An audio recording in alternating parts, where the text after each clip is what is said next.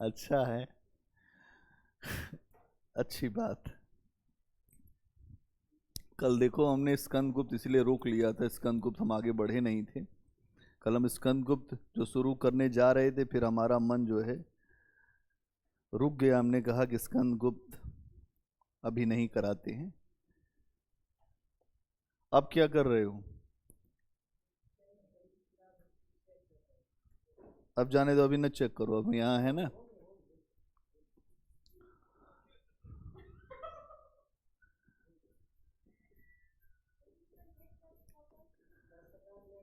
स्कंदगुप्त, स्कंदगुप्त नाटक जयशंकर प्रसाद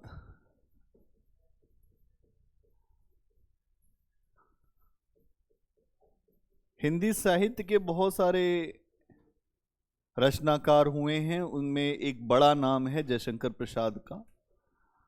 और जयशंकर प्रसाद अपने मिजाज के लेखक हैं, अपने तरीके से लिखते हैं, राष्ट्रीय बोध, राष्ट्रीय चेतना भरी हुई है। 1928 में ये नाटक लिखते हैं, 1928 में लिखते हैं। कब लिखते हैं? 1928 में। इसमें इतिहास के एक चरित्र स्कंदगुप्त को केंद्र में रखा गया है। जो भारत के इतिहास, अगर आप देखें इतिहास, भारत के इतिहास के प्रमुख चरित्र स्कंदगुप्त को आधार बनाकर लिखा गया है।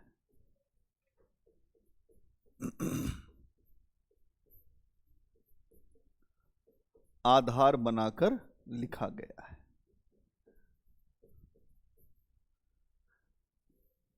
1928 पे ध्यान रखो कि 1928 में देश की स्थिति क्या थी, क्या क्या हो रहा था। अब एक बात समझना यह है कि जयशंकर प्रसाद इतिहासकार तो थे नहीं, कि इतिहासकार थे, साहित्यकार थे। तो साहित्य को उसके नजरिए से देखेंगे, है ना। तो यहां पे अगर आप देखें तो उन्होंने अपने साहित्य में, अगर हम देखें तो इतिहास का प्रयोग क्यों किया है? क्योंकि एक राष्ट्रीय जो समस्या थी देश के सामने, राष्ट्रीय सामाजिक सांस्कृतिक समस्या जो देश की थी, उसका निदान निकालने के लिए। कौन कौन सी समस्याएं थी? इतिहास का आवरण लिया। क्यों? राष्ट्रीय सांस्कृतिक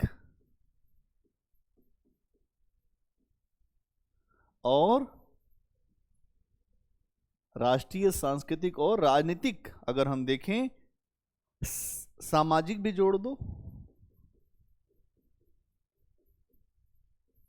सामाजिक समस्याओं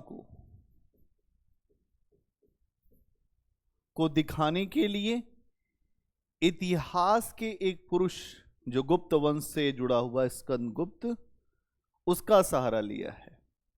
किसका सहारा लिया है? स्कंदगुप्त का। अब यहां पे समझना पड़ेगा, स्कंदगुप्त अगर इतिहास में देखो तो कुमार गुप्त का पुत्र है। किसका? ये वही गुप्त वंश है जहां पर अगर हम देखें तो चंद्रगुप्त द्वितीय, विक्रमादित्य, बड़े बड़े शासक हुए हैं इसी गुप्त वंश में। और जो गुप्तों के आखिरी समय में अगर आप देखेंगे तो जो शासक हुए उसमें सबसे महान शासक एक हुआ तो स्कंदगुप्त हुआ। अब उसी स्कंदगुप्त को आधार बनाकर जयशंकर प्रसाद क्या क्या दिखाना चाहते हैं। इसके माध्यम से देश की जो राष्ट्रीय समस्या है, जो देश में सामाजिक समस्या है, जो देश में सांस्कृतिक समस्या है, जो देश में अलग अलग रूप में जो दिक्कतें हैं, उसको जयशंकर प्रसाद उभारना चाहते हैं। ठीक है। और इसीलिए अगर आप देखें तो हमें जब स्कंदगुप्त नाटक हम पढ़ें तो आप ये सोचें कि हमें मुख्यतः इन समस्याओं को देखना होगा जो 1928 के राष्ट्रीय सांस्कृतिक सामाजिक समस्याओं के संदर्भ में है। स्कंदगुप्त नाटक भले ही ऐतिहासिक पृष्ठभूमि में पर्दा इतिहास का है, लेकिन विषय 1928 का है। 1928 में भारत में क्या हो रहा था, जरा याद करो 1915 के बाद भारत को। 1915 में महात्मा गांधी आए थे, अंग्रेजों का शासन था। महात्मा गांधी साउथ अफ्रीका से आए थे भारत, और 1915 से लेकर 1920 तक अगर आप देखेंगे तो उन्होंने एक पूरा माहौल बना दिया था, लोगों को बड़े पैमाने पर जोड़ दिया था। 1920 से अगर हम 1930 के दशक को देखें तो भारत में राष्ट्रीयता बहुत तेजी से बढ़ती जा रही थी, और इसी समय अगर आप देखें तो गर्मपंथी विचारधारा भी सक्रिय हो रही थी। गर्मपंथ का मतलब क्या है कि हमें आजादी के लिए आत्म बलिदान करने के लिए तैयार होना पड़ेगा, है ना। तो ये लोग भी इस समय आ रहे थे। तो अब देश में आजादी का क्या स्वरूप होगा, उसके ऊपर एक पूरी गहरी समझ बनने लगी थी। इसी समय नेहरू रिपोर्ट भी आई थी 1928 में। अगर आप देखेंगे तो इस रिपोर्ट में भारत के आने वाले समय में कैसा भारत बनेगा, अधिकारों की घोषणा हो रही थी। भारतीय लोगों के अंदर अब चेतना भर रही थी। उसी चेतना को, उसी स्थितियों को और मजबूत करने के लिए जयशंकर प्रसाद एक नाटक लेकर आते हैं, स्कंदगुप्त। साहित्यकार हमेशा समाज को एक दृष्टि देता है, लेकिन वो इतिहास की दृष्टि नहीं देता, वो अपने तरीके से दृष्टि देता है। तो स्कंदगुप्त नाटक इतिहास से वर्तमान को जोड़कर समस्याओं का समाधान क्या हो सकता है, भारत की संतति कितनी महान रही है, इसको दिखाने का प्रयास किया गया। ठीक है, अगर हम देखें तो इसकी मूल कहानी क्या है स्कंदगुप्त नाटक की। एक बात तो हमने बताई कि हमें सबसे पहले यह देखना होगा कि यह मुख्य बात है। अगर हम मूल कहानी को समझते हैं तो सबसे पहले हमें समझना होगा स्कंदगुप्त को। स्कंदगुप्त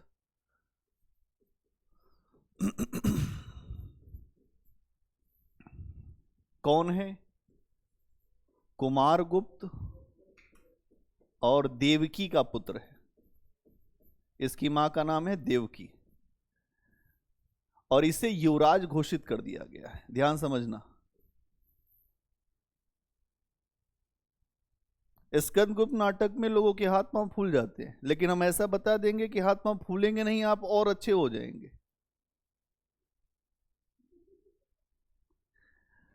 तो यहां जो ये किसका पुत्र है? जो कुमारगुप्त और देवकी का पुत्र है। यहां होता क्या है, इसे युवराज घोषित कर दिया गया स्कंदगुप्त को। और स्कंदगुप्त अपने आप को एक सामान्य सिपाही मानता है। वो ये कहता है कि मैं सामान्य सिपाही रहना चाहता हूं, और मुझे कोई रुचि नहीं है कि मुझे कोई बड़ा पद मिले या मुझे सम्राट बनाया जाए। उसके अंदर त्याग की भावना है। ठीक है, दो व्यक्ति ऐसे हैं जो स्कंदगुप्त को हमेशा प्रोत्साहन देते हैं, राज्य के अधिकारी हैं। एक का नाम है पर्णदत्त और दूसरे का नाम है चक्रपालित। यहां पर दो अधिकारी हैं, पर्णदत्त और चक्रपालित। यह कहता है कि मुझे एक सैनिक रहने दो, एक सैनिक रहने दो, मैं सेवा करना चाहता हूं, मैं देश की सेवा करना चाहता हूं, मुझे कोई समस्या नहीं। लेकिन ये है युवराज। ये दोनों कहते हैं अरे युवराज, आपको गद्दी ग्रहण करनी है, गद्दी प्राप्त करें, देश संकट में है, देश संकट में है। कहां है? संकट में है। एक पक्ष तो ये हो गया।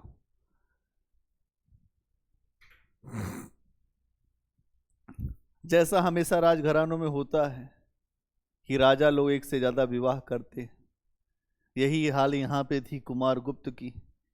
इनकी एक दूसरी पत्नी थी कुमारगुप्त की, जिनका नाम था अनंत देवी। क्या नाम था? एक पत्नी ये हो गई और दूसरी पत्नी यही बना लो, अनंत देवी। अनंत देवी। अनंत देवी का पुत्र का नाम था पुरुगुप्त। अब आप जानते ही हैं क्या होता है, हमारा पुत्र गद्दी बैठे, ये क्यों बैठेगा, ये तो देवकी का पुत्र है। बाद में देवकी हावी हो जाएगी, राजरानी बन जाएगी, राजराजेश्वरी बनेगी, तो मैं अपने पुत्र को क्यों ना बनवा दूं। और ये चाहती है कि मेरा ही पुत्र शासक बने, पुरुगुप्त। और इसके दो सहयोगी हैं जो पुरुगुप्त को अपना सहयोग देते हैं। एक का नाम है भरटार्क और दूसरे का नाम है प्रपंच बुद्धि। यहां पे भी दो, यहां पर भी। एक का नाम है भरटार्क और दूसरे का नाम है प्रपंच बुद्धि। हर व्यक्ति के पास प्रपंच बुद्धि होती है।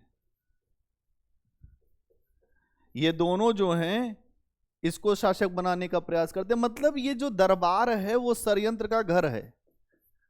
दरबार में साजिश चल रही है।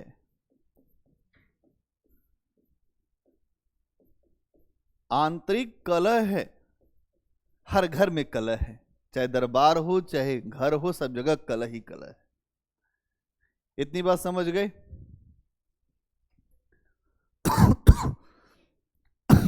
अब यहां चूंकि ये गुप्तों का राज्य है, अगर आप देखें तो यहां इनके पास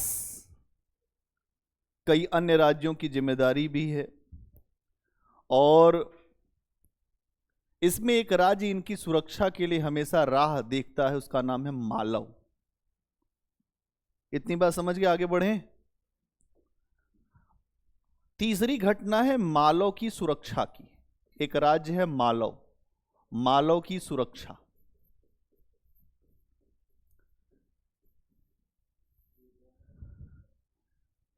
एक राज्य है मालव, मालव देश एक राज्य है। अब मालव देश की सुरक्षा का भार जो है वो गुप्तों पर है। सुरक्षा का भार किस पर है? गुप्तों पर है।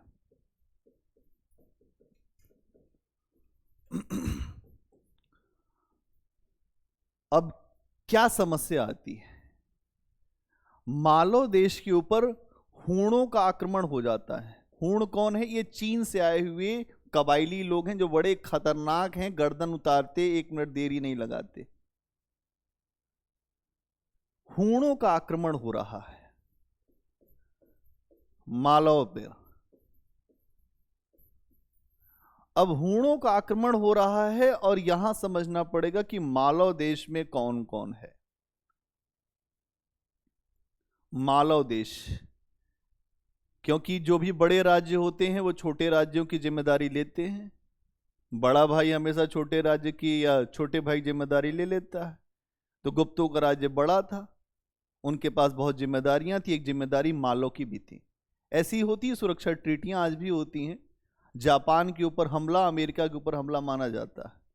अगर हमला जापान पे करोगे तो अमेरिका पर अटैक मान लिया जाएगा, जब से अमेरिका ने उसके ऊपर परमाणु बम गिराया है। ऐसी मैत्री संधियां होती। तो ऐसी मैत्री संधियां पर मालव के साथ भी रही होगी। अब मालव के ऊपर सुरक्षा, मालव के ऊपर संकट के बादल गहरा गए। अब मालव का शासक था बंधु वर्मा। कौन था? बंधु वर्मा।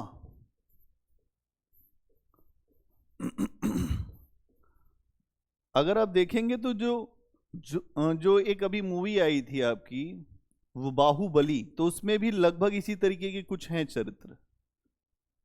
जब आप देखेंगे ध्यान से तो आपको समझ में आएगा स्कंदगुप्त को पढ़ने के बाद कि बंधु वर्मा, ठीक है। और इसका भाई है भीम वर्मा। इसका जो भाई, उसका क्या नाम है? भीम वर्मा, ठीक है। ये दोनों अपने राज्य की सुरक्षा के लिए संघर्ष कर रहे हैं। ये सुरक्षा का भार उठाए हुए हैं, पूरा लड़ रहे हैं हूणों से। और इनके महल में कुछ महिलाएं हैं, उनके बारे में आपको समझना है, क्योंकि यही महिलाएं बहुत ज्यादा जो क्रांतिकारी हैं, जो इस नाटक में क्लाइमेक्स पैदा करेंगी। क्या समझ पा रहे हो? महल है मालव का, सारे महल में महिलाएं हैं, वो सुरक्षा के लिहाज से वहां रुकी हुई हैं। कि हमें यहां रहना है। एक महिला का नाम है जयमाला। जयमाला, जयमाला पत्नी है बंधु वर्मा की। कौन है? पत्नी है बंधु वर्मा की। एक महिला है देवसेना। अब बताइए, अब आपको एकदम समझ में आ रहा होगा कि हाँ यहीं से उठाया है, कॉपी किया है। देवसेना, देवसेना बहन है किसकी? बंधु वर्मा की। और एक महिला है विजया। ये दो राजकुमारियां हैं, मतलब आप ये समझ सकते हैं विजया एक श्रेष्ठी पुत्री है। श्रेष्ठी मतलब व्यापारी पुत्री, जो सुरक्षा के लिए महल में आकर छिपी हुई है।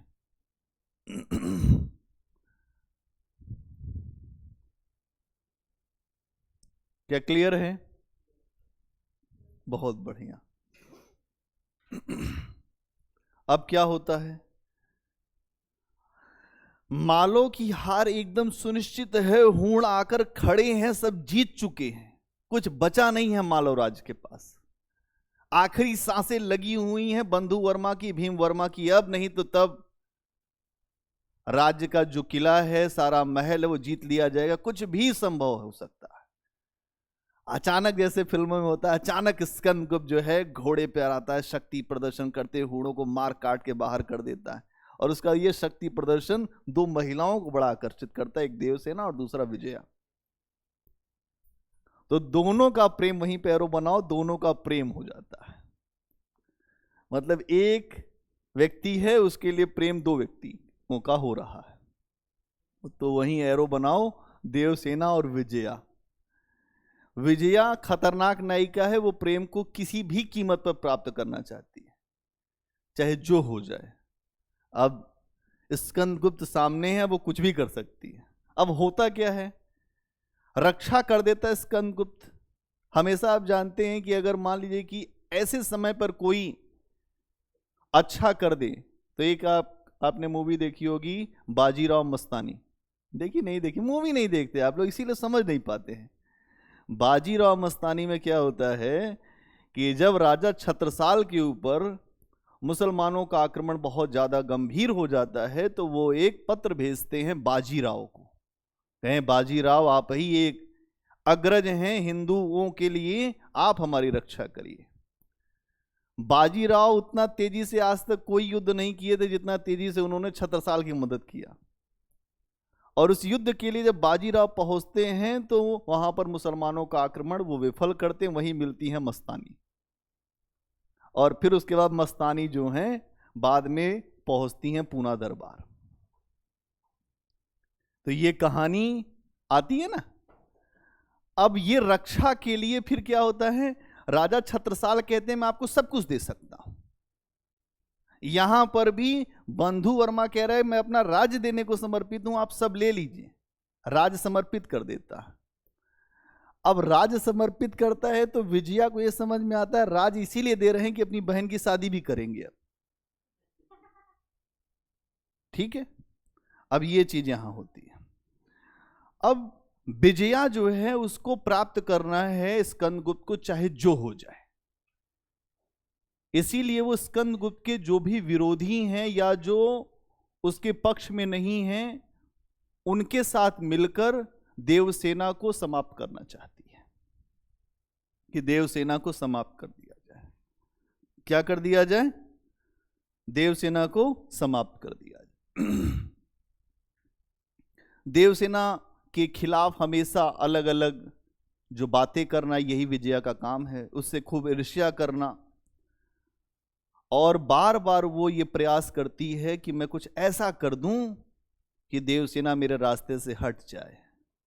तो मिलती है प्रपंच बुद्धि से। अब ध्यान सुनना, अब इसीलिए पीछे बताया था। मिलती है प्रपंच बुद्धि से और कहती है ऐसा करो प्रपंच बुद्धि कि उसकी देवसेना की बलि चढ़वा दो देवी को, लेकिन वो बच जाती है। अगर आप देखें तो देवसेना से अब एक बार तो उसके हाथ से बच गई देवसेना, लेकिन वो देवसेना से बदला लेने के लिए बार बार स्कंदगुप्त के शत्रुओं से मिलती है, चाहे वो अनंत देवी हो जो उसकी सौतेली माता है, चाहे वो पुरुगुप्त हो या भट्टारक हो, सबसे मिल रही हैं। अब यहां पे थोड़ा लिंक करो, भट्टारक से भी मिल रही हैं, अनंत देवी से भी मिल रही हैं, जो प्रपंच बुद्धि से मिलकर अभी उसकी हत्या कराने की साजिश कर चुकी हैं, सब कुछ कर रही हैं। ये केवल प्रेम में कर रही हैं और कुछ नहीं इनके मन में। स्कंदगुप्त यदि मेरा नहीं तो फिर किसी का नहीं, और मैं इनको अब ये जो है इन्हीं की हत्या करा दूंगी, फिर वो मेरा ही है। अच्छा, स्कंदगुप्त भी कंफ्यूज है। आमतौर में नायकों में ये होता है कंफ्यूजन। जो नायक बहुत ही योग्य होता है उसको लगता है मुझको पूरी दुनिया पसंद कर रही है, लेकिन ये भी एक समस्या है, ऐसा होता नहीं है आमतौर पर। ठीक है, तो यहां ये चीज होती है। बाद में विजया यहां तक पहुंच जाती है कि भट्टारक, मैं तुमसे भी प्रेम करती हूं, लेकिन बस एक काम करो कि देवसेना को समाप्त करो। लेकिन भट्टारक के सामने यह राज खुल जाता है कि विजया स्कंदगुप्त को लेकर आकर्षित है, आसक्त है। तो जानते ही आप कि बुरे काम का बुरा नतीजा, सारा राज पोलपट्टी खुल जाती, अंततः विजया को आत्महत्या करनी पड़ती है। विजया समाप्त हो गई। उन्होंने देवसेना को समाप्त करने के लिए हर वो प्रयास किए जो प्रयास नहीं करने थे, फिर भी कर दिए, और बाद में एक ऐसा अप्रोच किया कि जब वो राज खुला तो उन्हें खुद को ही मारना पड़ा। तो यहां विजया का कहानी खत्म होता है, विजया का चैप्टर समाप्त होता है। अब स्कंदगुप्त को देखिए। स्कंदगुप्त मालो की समस्या में उलझा हुआ है कि मालो देश को कैसे व्यवस्थित किया जाए। दूसरी तरफ उसके राज्य में अगर आप देखें तो उसकी मां देवकी की हत्या करने का प्रयास शुरू होता है। किसकी मां है देवकी? स्कंदगुप्त की। स्कंदगुप्त की मां देवकी की हत्या का प्रयास शुरू होता है, और जब हत्या का प्रयास शुरू होता है और ये बात सूचना मालव देश में स्कंदगुप्त को मिलती है कि मेरी मां को मारने का प्रयास मेरे रहते, तो वही स्कंदगुप्त तो हीरो है, अचानक घोड़े बैठता वहां पहुंचता है, उसके बाद जितने शत्रु हैं सबको विनाश करके मां को छुड़ा लेता है। मां को छुड़ा लिया और उसकी मां ये कहती है कि ऐसा है बेटा, सबको माफ करो, सबको माफ कर दो, कोई दिक्कत नहीं है। अवंती में एक राज दरबार लगाया जाता है और उस राज दरबार में स्कंदगुप्त की मां ये कहती है कि ये जो लोग भी साजिश कर रहे हैं इनको माफ करो, और यही स्कंदगुप्त गुप्तों का सम्राट बनता है। ठीक है, अब यहां शासक बनता है और देवकी के परामर्श पर जितने भी साजिश करने वाले लोग हैं सबको माफ कर देता है। यह भी एक आदर्श है स्कंदगुप्त का। इतने लोग अपराध कर रहे हैं फिर भी स्कंदगुप्त माफ करता है। फिर क्या है अभी, लेकिन हूणों का संकट पूरी तरह से समाप्त हुआ नहीं है। हूण पीछे हटे भर हैं, अभी भागे नहीं। हूण सीमाओं पर खड़े हैं, और फिर अचानक स्कंदगुप्त को पता चलता है कि अभी जो हमारे जो विरोधी हैं उन्होंने हूणों के साथ एक खराब संधि कर लिया है, राज्य के खिलाफ दुर्भी संधि, गुप्त संधि कर लिया है। किसने कर लिया है? वही प्रपंच बुद्धि, भट्टारक, अनंत देवी वाला ग्रुप जिसको माफ किया गया। तो लेखक यहां पे ये समझा रहे हैं कि ये आदत है, अगर आप सांप पालेंगे तो सांप आपको काटेगा ही। तो वो लोग जाकर दुर्भी संधि कर लेते हैं और बाद में फिर से हूणों का आक्रमण शुरू हो जाता है। गांधार घाटी पर हूणों ने आक्रमण कर दिया और फिर स्कंदगुप्त बंधु वर्मा और भट्टारक की सहायता से, अगर आप देखेंगे तो भट्टारक कौन है? ये अनंत देवी वाले के साथ का ग्रुप का है। वो कहता है मैं आपका साथ दूंगा, आप मुझे अपने साथ ले चलिए। तो एक तो बंधु वर्मा हो गया और दूसरा भट्टार्क, ये इन दोनों को लेकर स्कंदगुप्त इस हूणों के आक्रमण का सामना करने के लिए आगे बढ़ता है। क्या होता है फिर? बंधु वर्मा इस युद्ध में पराजित हो जाते हैं, पहली बात। और दूसरी बात यह है कि भट्टार्क जो है वो जाकर विरोधियों से मिल जाता है। वो तो ऐसे भी विरोधी था, अवसर पाकर ही आया था, और वो जाकर विरोधियों से मिल जाता है। और जब विरोधियों से मिलता है तो वो एक काम करता है कि जो बांध होता है जिससे राज्य की सुरक्षा की जिम्मेदारी हर किसान को वो जल मिलता था, उस बांध को ही तोड़ देता है। और बांध को तोड़ने के बाद एक बाढ़ आती है, उसमें स्कंदगुप्त बह जाता है। स्कंदगुप्त बह गया और पूरे राज्य में शोर हो गया कि स्कंदगुप्त की मृत्यु हो गई।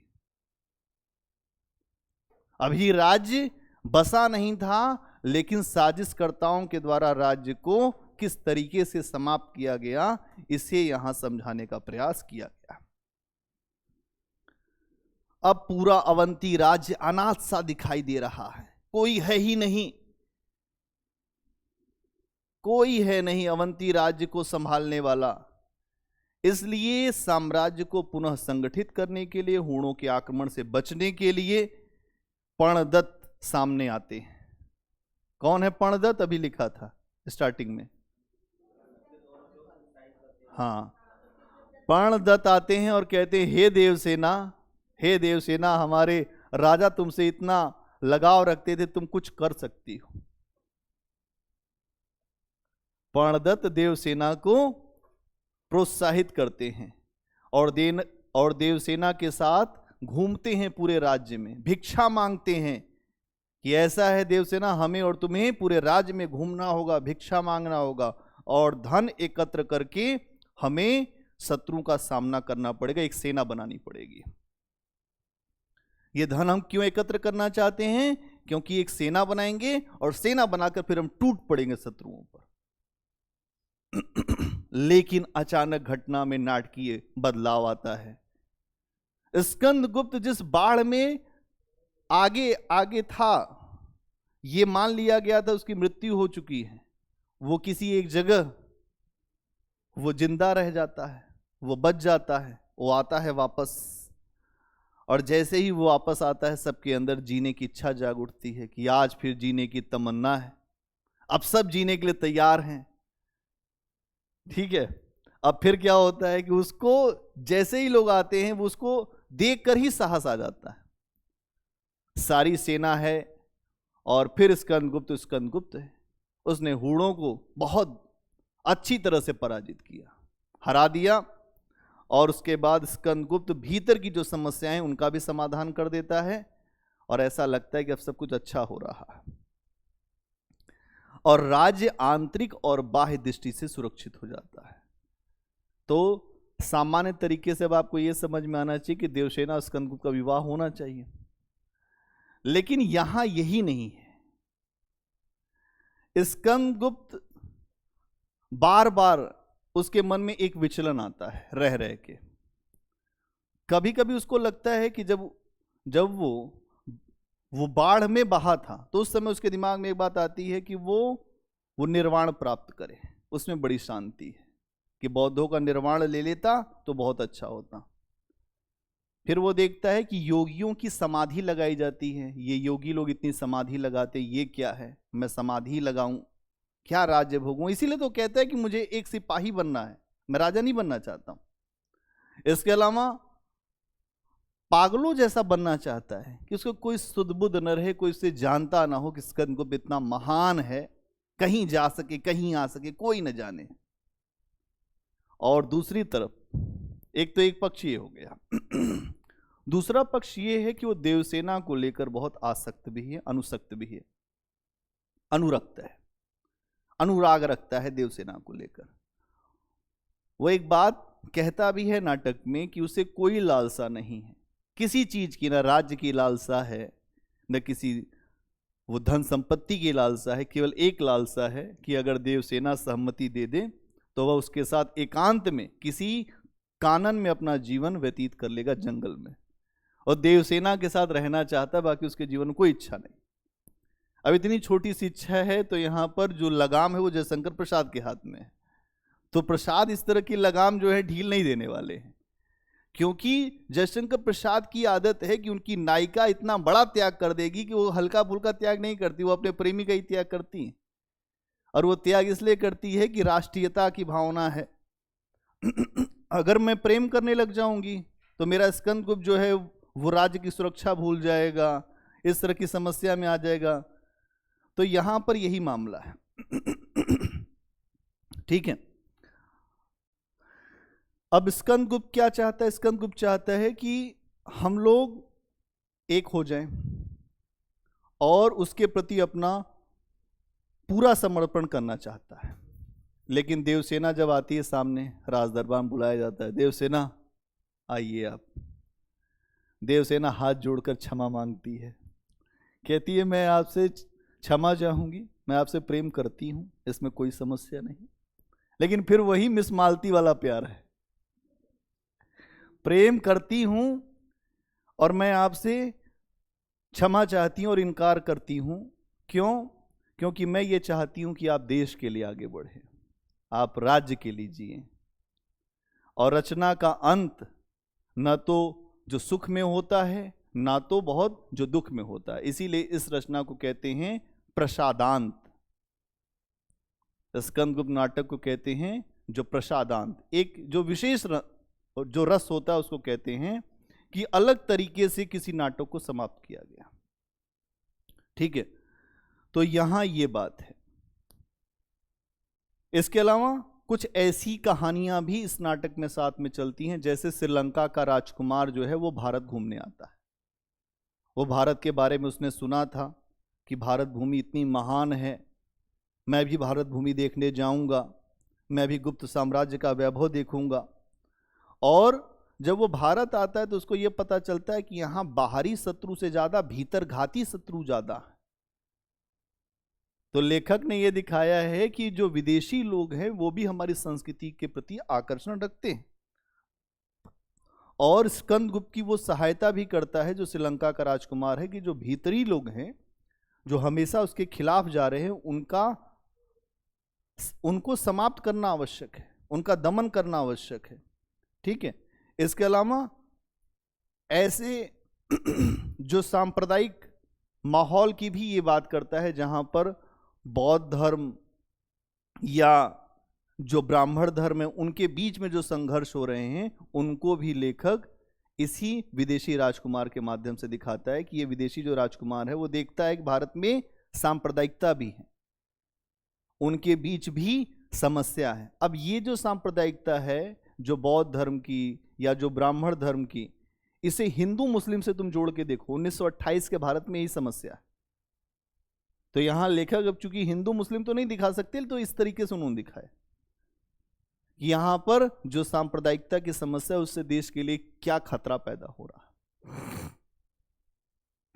कहानी समझ में आई? बोलो।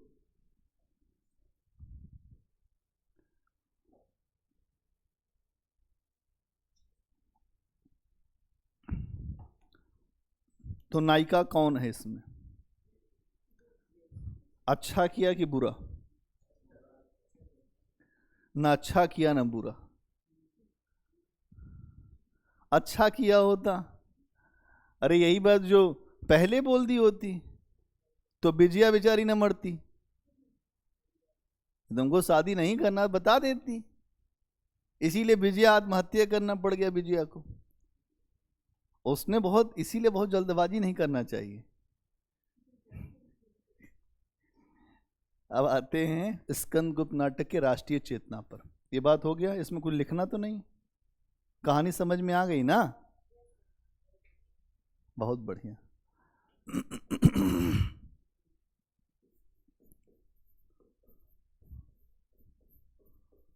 स्कंदगुप्त की राष्ट्रीय चेतना।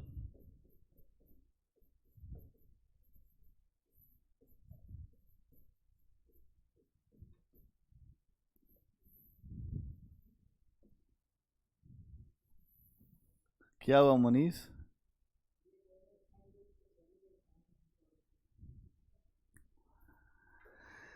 इसमें सबसे पहली बात तो ये है कि राष्ट्र के प्रति गौरव की भावना दिखाई देती है हमें। राष्ट्र के प्रति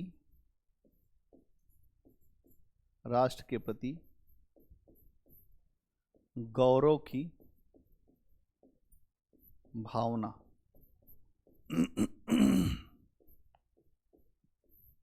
इस नाटक में हमें दिखाई देगी, राष्ट्र के प्रति गौरव की भावना। इसके अलावा भारत की दुर्दशा के प्रति दुख का भाव, भारत की दुर्दशा के प्रति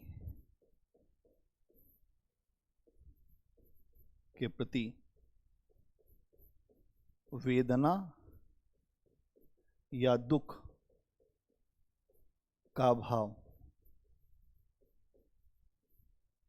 भारत की दुर्दशा के प्रति वेदना या दुख का भाव। इसके अलावा और क्या दिखाई देता है यहां? देश के लिए त्याग की भावना, देश के लिए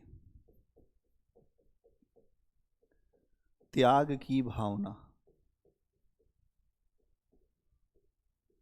त्याग क्या होना चाहिए वो स्कंदगुप्त नाटक में आपको दिखाई देगा। देवसेना ने अपने जो आखिरी समय में राजगद्दी त्याग दी, प्रेम को त्याग दिया, तो यही है देश। अगर ऐसा ना होता तो भगत सिंह फांसी ना चढ़ते। जयशंकर प्रसाद हैं, हल्के फुल्के आदमी होते तो कहते हाँ चलो इनका विवाह करा देते हैं। वो तो यही दिखाएंगे ना।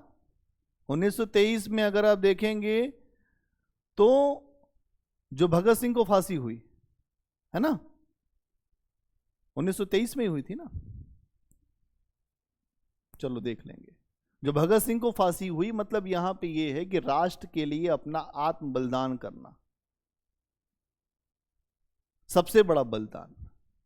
वो बलिदान करने के लिए हमें तैयार होना पड़ेगा।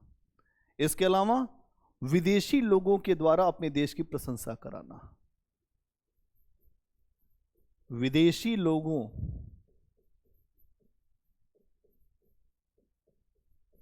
के द्वारा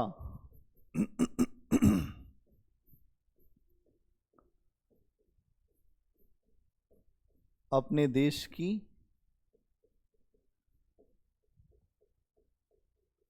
प्रशंसा करवाना,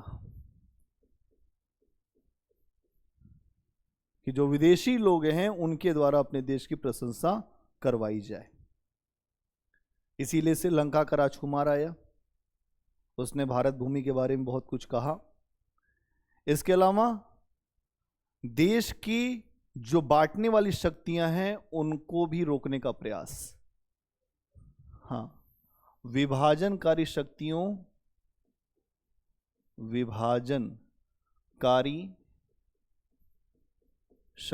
को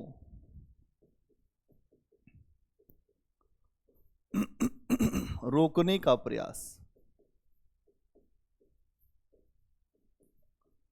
विभाजनकारी शक्तियों को रोकने का प्रयास। इसके अलावा राष्ट्र के द्रोहियों के खिलाफ जो घृणा की भावना, जो राष्ट्र के द्रोही हैं उनके खिलाफ, राष्ट्रद्रोहियों के खिलाफ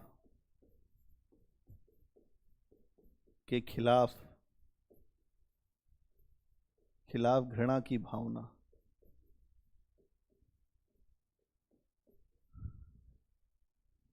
राष्ट्रद्रोहियों के खिलाफ जो घृणा की भावना।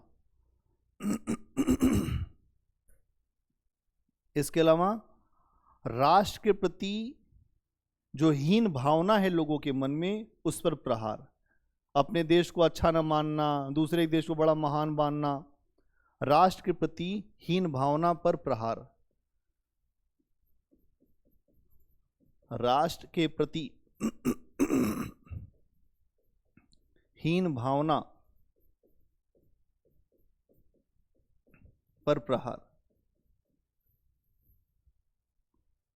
कि जो लोग ऐसे हैं अपने देश में रहते हैं, अपने देश का खाते हैं और अपने देश को ही वो धिक्कारते हैं कि हमारे देश में तो कुछ है ही नहीं। अभी पाकिस्तान में 2 दिनों से लाइट नहीं है, आटा 160 रुपए किलो बिक रहा है, ठीक है, आलू 200 रुपया किलो चल रहा है, और हम रो रहे हैं।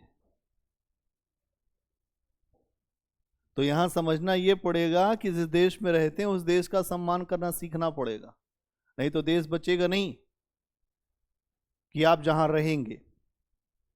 इसके अलावा काल्पनिक राष्ट्रीय चेतना का विरोध, कि कुछ लोग ऐसे राष्ट्र की बात करते हैं जो केवल कल्पनाओं में होता है। काल्पनिक राष्ट्रीय चेतना का विरोध,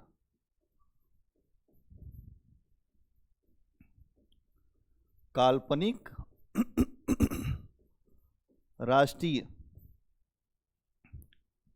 राष्ट्रीय चेतना का विरोध।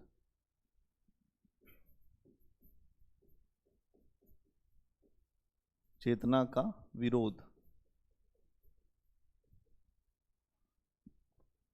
काल्पनिक राष्ट्रीय चेतना का विरोध। इसके अलावा हिंसा के मार्ग को स्वीकार करना, यह भी दिखाया गया। हिंसा के मार्ग को स्वीकार करना,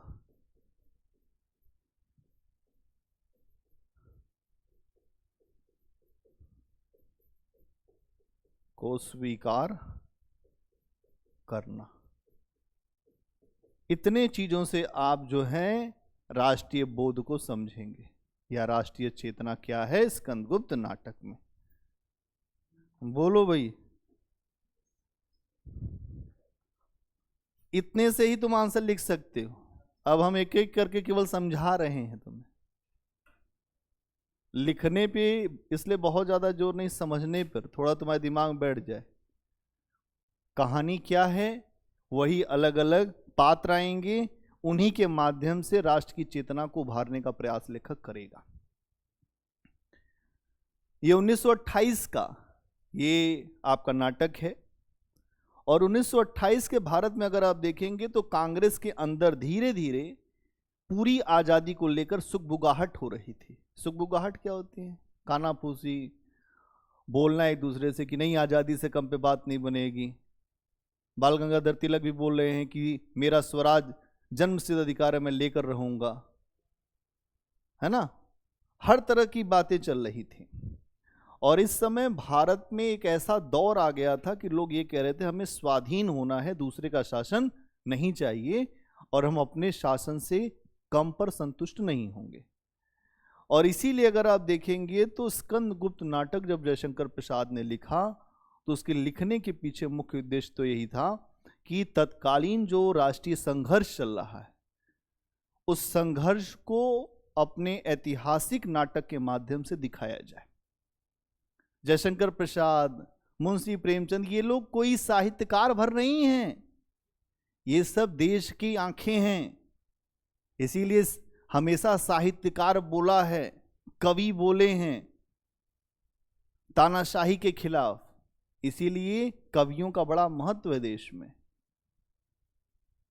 कवि ऐसे नहीं रहे हैं, उन्होंने हमेशा जो बात ठीक नहीं है उसके खिलाफ बोला है। तो यहां पर भी ये बात इसीलिए रखी गई है कि एक राष्ट्रीय चेतना को उभारा जाए, और उसको उभारने के लिए कौन कौन से प्रयास हो सकते हैं उनको किया जाए। तो सबसे पहला प्रयास तो यही था कि राष्ट्र के प्रति हमें गौरव की भावना भरना होगा कि हम जिस राष्ट्र में रहते हैं उस राष्ट्र के प्रति आपके मन में सम्मान का भाव हो, गौरव की चेतना हो, तब जाकर आप उस राष्ट्र से प्रेम कर पाएंगे। तो स्कंदगुप्त नाटक का पहला जो असर यह है कि आपके भीतर राष्ट्रीय गौरव की भावना को भरा जाए। ये हम एक राष्ट्र है, किसी राष्ट्र के लिए एक अनिवार्य शर्त होती है गौरव। दुनिया में पूरे यूरोप का इतिहास उठा के देख लो, जहां राष्ट्रीयता आई है सबसे पहले एक राष्ट्र के प्रति प्रेम होता है कि we are the Germans, we are the French, we are the Britishers. हम ब्रिटेन के लोग, हम अपने जैक के लिए कुछ भी कर देंगे। इसीलिए ब्रिटेन ने इतने देशों पर राज्य किया। राष्ट्र के लिए जब तक प्रेम नहीं होता है तब तक कोई राष्ट्र बनता नहीं है। राष्ट्रीयता की पहली शर्त है गौरव। गौरव की भावना हो आपको अपने देश के प्रति।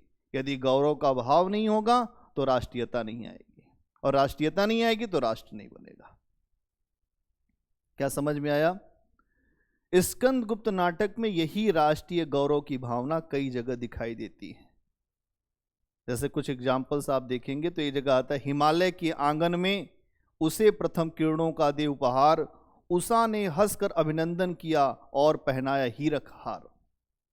किसी का हमने छीना नहीं, प्रकृति का रहा पालना यही, हमारी जन्मभूमि थी यही, हम कहीं से आए नहीं थे, ये हमारा है। एक तरीके से कि आप इस देश में आए हो, हम कहीं से आए नहीं, आपको जाना होगा। तो जयशंकर प्रसाद इस बात को बता रहे हैं। राष्ट्रीयता कोई अंध राष्ट्रवाद नहीं है। राष्ट्रीयता का मतलब यह है कि मानवता के आधार पर राष्ट्रीयता होनी चाहिए, जहां विश्व के बंधुत्व की बात हो कि विश्व का पूरा विश्व ही हमारा कुटुंब है। तो हमारी राष्ट्रीयता की चेतना इस तरीके की है। तो ये हो गया पहला पॉइंट कि राष्ट्रीय गौरव की भावना। कुछ लिखना चाहते हो इसमें? हाँ, कितने लोग चाहते लिखना? बोलो।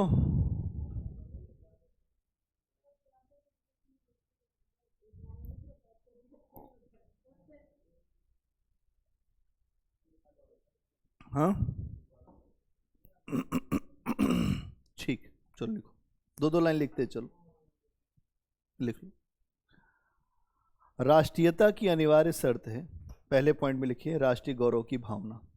अब एक एक करके वैसे ही जो जो पॉइंट्स बना लो अगले पेज पर। राष्ट्रीयता के प्रति गौरव की भावना, बिना लिखे मानेंगे नहीं, लिखो। राष्ट्रीयता की अनिवार्य शर्त है राष्ट्र के प्रति गौरव की भावना। राष्ट्रीयता के लिए अनिवार्य शर्त है राष्ट्र के प्रति गौरव की भावना। यदि किसी के भीतर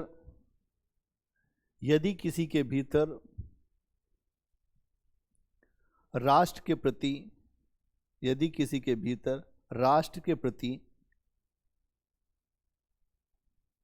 गौरव की भावना नहीं होगी, राष्ट्र के प्रति गौरव की भावना नहीं होगी,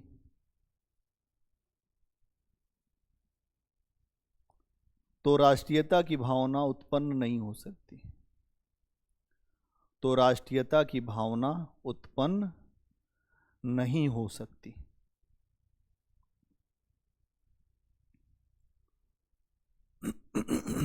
उत्पन्न नहीं हो सकती। इस नाटक में भी, इसी में ही, इस नाटक में भी इसके कई उदाहरण मिलते हैं। इस नाटक में भी इसके कई उदाहरण मिलते हैं। वही लिख लो उदाहरण में।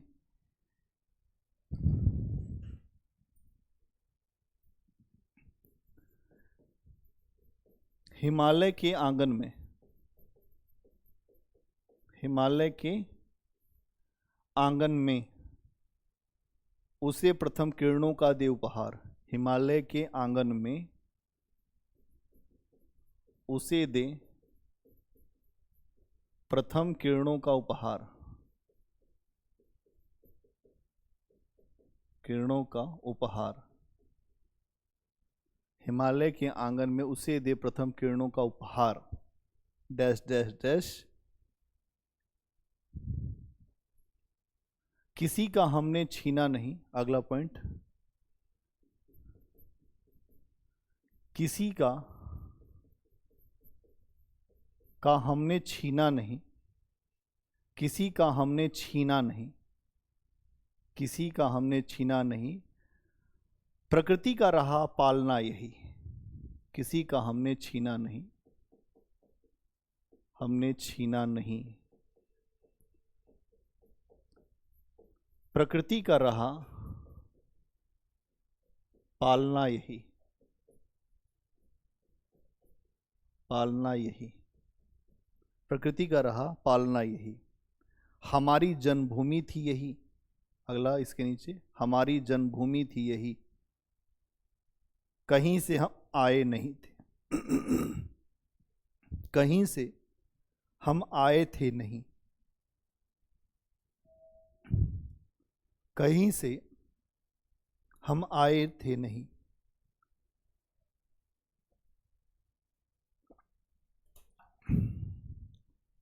कहीं से हम आए थे नहीं, कहीं से हम आए थे नहीं, हो गया।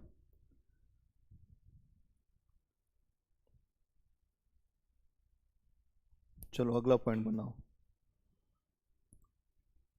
देश की दुर्दशा के प्रति दुख का भाव या वेदना का भाव।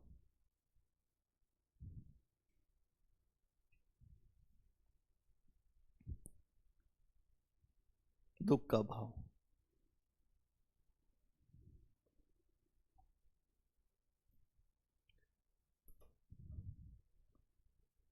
इस नाटक में देश की दुर्दशा के समय वेदना का भाव दिखाई देता है, वेदना का भाव दिखाई देता है।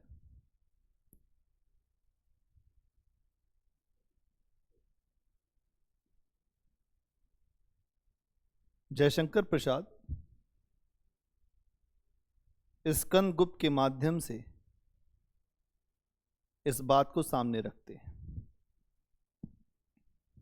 जयशंकर प्रसाद स्कंदगुप्त के माध्यम से इस बात को सामने रखते हैं, इस बात को सामने रखते हैं।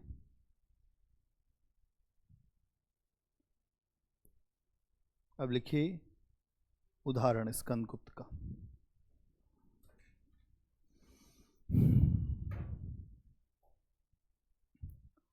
आर्य साम्राज्य का नाश इन्हीं आंखों से देखना था। आर्य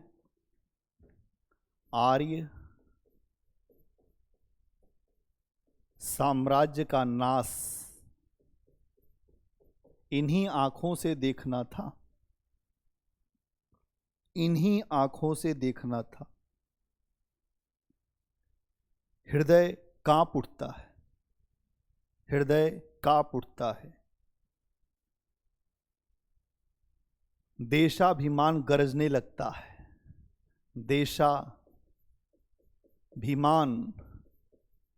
देशाभिमान गरजने लगता है कि हम इस देश में रहते हैं और इस तरह की कायरता।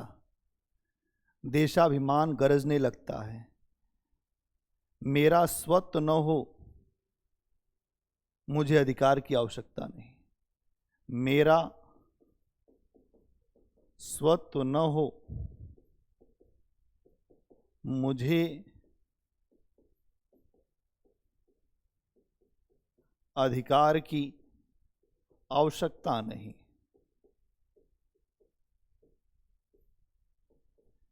एक चीज आप सबने देखा होगा कि जो बहुत अधिकार करता है, अधिकार उसके पास से दूर चले जाते हैं। अधिकार हमेशा उसको मिलते हैं जो अधिकार की बहुत ज्यादा इच्छा नहीं करता।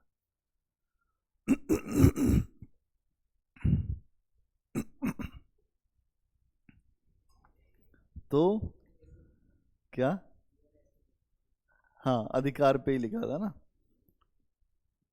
तो यहां पर अगर आप देखें तो ये बोलता है स्कंदगुप्त कि मुझे अधिकार नहीं चाहिए। वो इसी बात को आपके सामने रखता है कि मैं एक राज्य का सिपाही भर हूं, मैं सेवा करना चाहता हूं। लेकिन लोग कहते हैं कि नहीं, आप हैं शासक, आप ही सब कुछ करेंगे, आपके द्वारा ही सब होना है। इसके अलावा अगर आप देखें तो एक और उदाहरण मिलता है कि देवसेना और जो पर्णदत्त आपस में मिलकर, जब ये पता चलता है कि स्कंदगुप्त की मृत्यु हो गई है, तो ये दोनों मिलकर भिक्षा मांगते हैं, वो धन एकत्रित करते हैं। ये भी एक राष्ट्रीय चेतना का प्रमाण है। तो देवसेना एक गाती है गीत, हमेशा नाटकों में कुछ गीत होते हैं, तो यहाँ पे भी ये गीत है, उसको अगर आप लिख लें तो ये भी आप राष्ट्रीय चेतना में इसको यहाँ पे जोड़ सकते हैं। एक गीत लिख लीजिए। देश की दुर्दशा निहारोगे, देश की दुर्दशा निहारोगे, डूबते को कभी उबारोगे।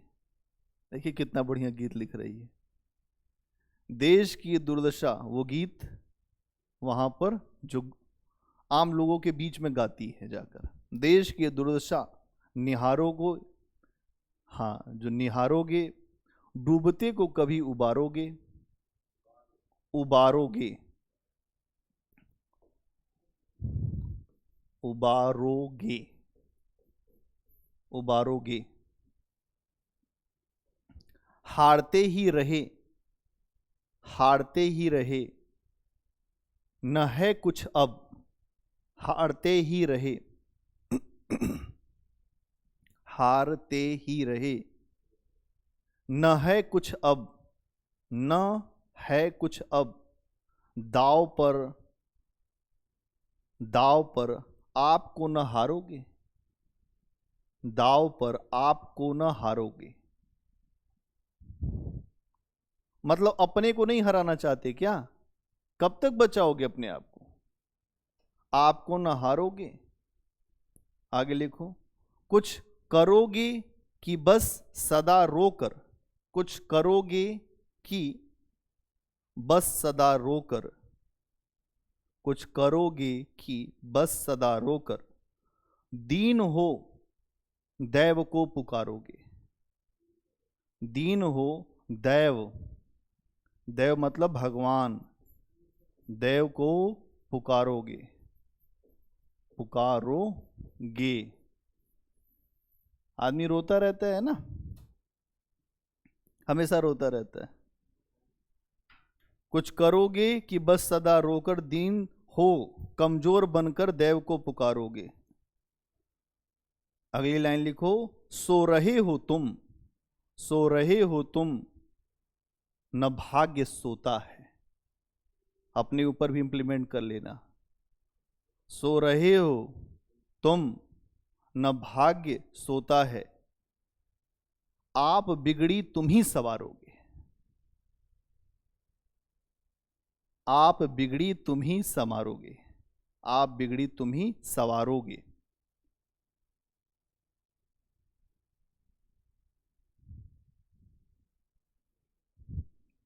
क्या मतलब हुआ बताओ कुलदीप? कि देश की दुर्दशा को कब तक निहारोगे? तुम्हारे सामने देश लुटता जा रहा है और ये सभी लोग डूब रहे हैं कि कब उबारोगे, तुम कब जागोगे भारत?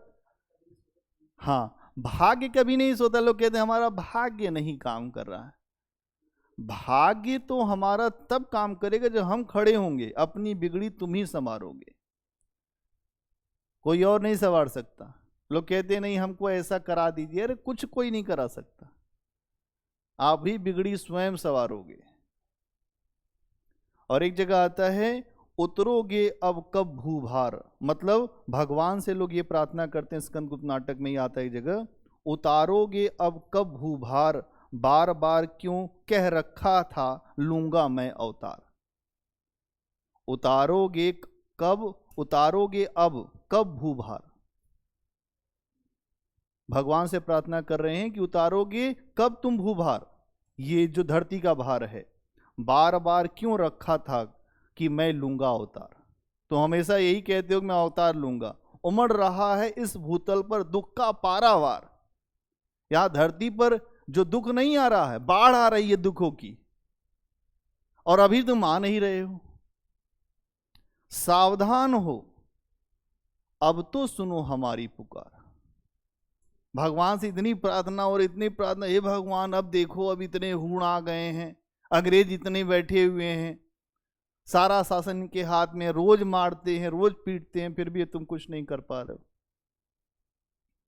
तो तुलसीदास कहते हैं कि जब जब होए धर्म के हानि, बाढ़े असुर अधम अभिमानी, तब तब धरि प्रभु विविध शरीरा, हरे सज्जन की पीरा। है नहीं?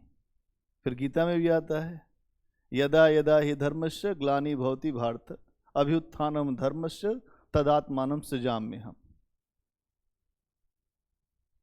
तो यही चीज इसका मतलब है कि जब जब धर्म की हानि होती है तब तब मैं आता हूं और मैं जो ऐसे लोग होते हैं अच्छे लोग उनका कल्याण करता हूं और जो जो दुष्ट टाइप के लोग होते हैं उनका विनाश कर देता हूं। परित्राणाम साधूनाम विनाशाय च दुष्कृताम धर्म संस्थापना युगे युगे। ठीक है, तो यहाँ यही है, इस बात के लिए यहाँ पे समझाया जा रहा है कि हमें कब तुम पार करोगे हे ईश्वर। तो यही सब चीजें यहाँ पर हो रही हैं। अगला पॉइंट बनाओ, राष्ट्र के लिए त्याग की भावना। राष्ट्र के लिए त्याग की भावना।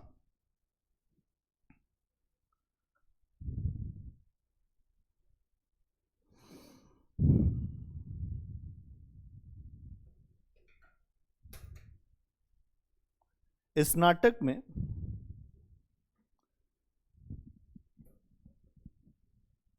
कई ऐसे पात्र हैं, इस नाटक में कई ऐसे पात्र हैं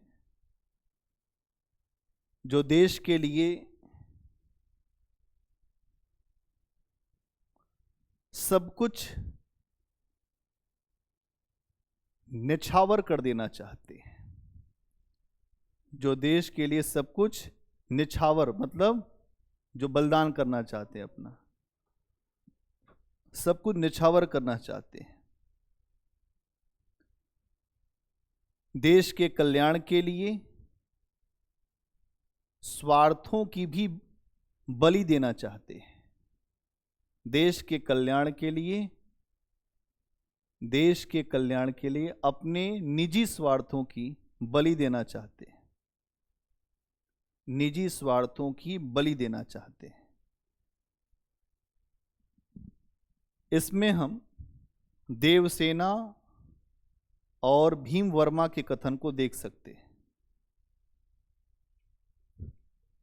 हाँ, इसमें हम देवसेना और भीम वर्मा, कौन है भीम वर्मा? देवसेना का भाई है ये भी। और जो शासक था उसका क्या नाम था? बंधु वर्मा। तो भीम वर्मा का एक जो कथन लिखो।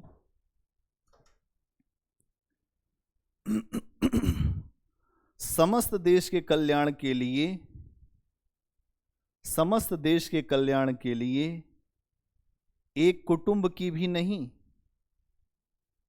समस्त देश के कल्याण के लिए एक कुटुंब की भी नहीं, उसके क्षुद्र स्वार्थों की भी बलि होने दो भाभी। समस्त देश के कल्याण के लिए एक कुटुंब की भी नहीं, उसके क्षुद्र स्वार्थों की बलि होने दो भाभी। किससे कह रहा है? जयमाला से। हे मेरी प्यारी भाभी जयमाला, सब कुछ छोड़ो। फिर लिखिए डैश डैश डैश, क्षुद्र स्वार्थों की बलि होने दो भाभी। भाभी कौन है? अब अपने समझ लो, कौन है भाभी? जयमाला। अब उसी पे तुम बने हुए हो, स्वार्थों को बलि होने दो। फिर डैश डैश डैश, फिर लिखो देखो हमारा आर्यावर्त विपन्न है। देखो हमारा आर्यावर्त मतलब भारत भूमि, हमारा आर्यावर्त विपन्न है। मतलब क्या होता है विपन्न का? कुछ भी नहीं है यहाँ पर, जो संपन्नता नहीं है, लोग कितने गरीब हैं, विपन्न है। फिर लिखिए यदि मर मिट कर भी, यदि मर मिट कर भी इसकी कुछ सेवा कर सके, यदि मर मिट कर भी, यदि मर मिट कर भी इसकी कुछ सेवा कर सके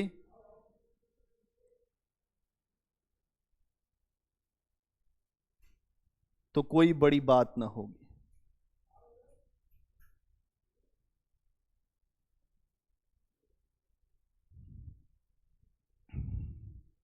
न होगी। बस मर जाओ मिट जाओ तो कोई बड़ी बात नहीं है देश के लिए। अगर ऐसा ना होता तो चंद्रशेखर आजाद, अशफाक उल्ला खान, भगत सिंह फांसी नहीं चढ़ जाते। गोली के बदला खूब, मतलब आप सोचिए कि लाला लाजपत राय को लाठी मारी गई थी 1928 में। साइमन कमीशन भी आया था, गो बैक साइमन, और वहीं उनको रगड़ दिए पंजाब में लोगों ने, अंग्रेजों ने। इतनी लाठियां मारी, इतनी लाठियां मारी कि लाला लाजपत राय की जो है हालत खराब हो गई। और लाला लाजपत राय के ऊपर जब जब लाठियों का प्रहार हुआ तो भगत सिंह जो है उस पर बहुत क्रुद्ध हुए, और फिर भगत सिंह ने सैंडर्स की हत्या की। तो यहां समझना पड़ेगा कि देश का माहौल 1928 का क्या था। इसीलिए हिंसक आधार को यहां पर लेखक जायज ठहराता है। नहीं, हिंसा ठीक है, अपने देश के लिए मर मिटना जरूरी है, मारो या मरो, बीच का रास्ता नहीं है। आखिरी में इसीलिए 1942 में गांधी जी खुद इसी पे खड़े हो गए, करो या तो मरो, मैं तुम्हें जंतर देता हूं, अब बीच का कोई रास्ता नहीं। अब लिखिए देवसेना। देवसेना तो अपने आप में ही बहुत अद्भुत है पात्र। लिखिए देवसेना। उदाहरण है भैया देवसेना के बारे में, कहां हैं अभी आप? देश के लिए देवसेना अपने प्रेम का बलिदान कर देती है। लिखिए, देश के लिए देवसेना अपने प्रेम का बलिदान कर देती है। उसे यह महसूस होता है, उसे यह महसूस होता है देश के लिए देवसेना अपने प्रेम का बलिदान कर देती है। उसे यह महसूस होता है कि उसके प्रेम के कारण स्कंदगुप्त, प्रेम के कारण स्कंदगुप्त अकर्मण्य हो रहा है। अकर्मण्य का मतलब क्या होता है? कोई कोई काम नहीं कर पा रहा है।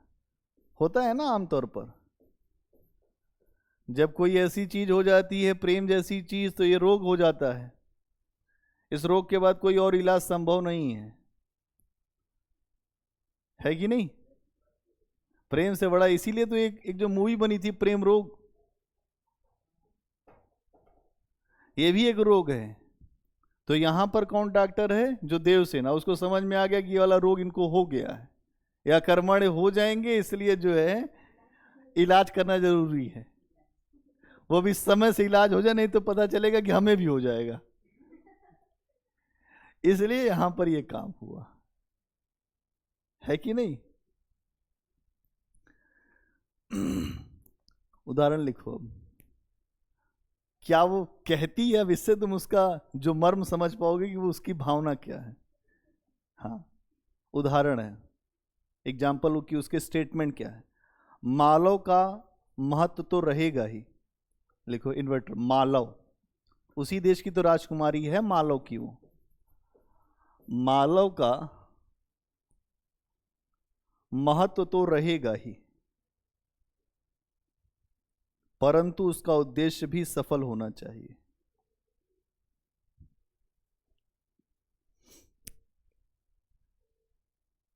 स्कंद को जब नहीं मानते तो बोलती मैं अपनी हत्या कर लूंगी, आत्महत्या।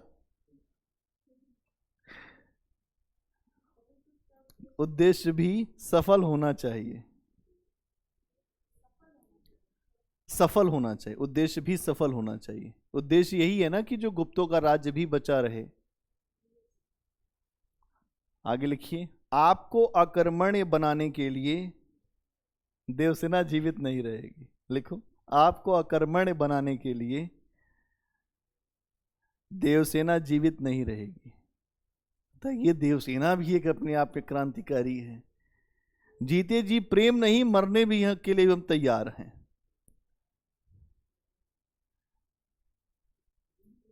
जीवित नहीं रहेगी। और एक अच्छा सा जो गीत गाती है उसके बाद वो स्कंदगुप्त के लिए क्या गीत गाती है, त्याग है उस गीत में केवल, जिए तो सदा उसी के लिए, मैं लिख लो एक गीत भी है, जिए तो सदा उसी के लिए यही अभिमान रहे, जिए तो सदा उसी के लिए यही अभिमान रहे। प्रेम को बहुत मजा आ रहा, जिए तो सदा उसी के लिए यही अभिमान रहे, यह हर्ष। अगली लाइन, निछावर कर दे हम सर्वस्व, निछावर कर दे हम सर्वस्व हमारा प्यारा भारतवर्ष। देखिए, निछावर कर दे हम सर्वस्व हमारा प्यारा भारतवर्ष। वो कह रहे हैं देवी देवी और ये कह रहे हैं कि इनका ये भारतवर्ष के लिए कुछ भी छोड़ा जा सकता। निछावर कर दे हम सर्वस्व हमारा प्यारा भारतवर्ष। हाँ, जबरदस्ती तो बनाना ही पड़ता है। अब जयशंकर प्रसाद हैं भाई, अब कुछ भी कर सकते हैं।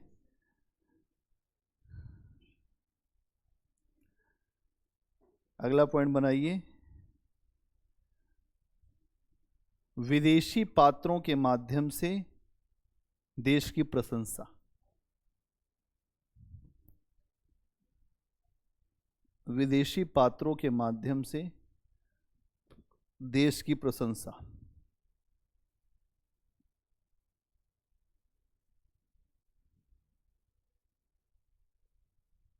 पहले समझ लो थोड़ा सा, फिर इसमें एक थोड़ा सा एग्जांपल लिखवाते हैं, बस बात खत्म।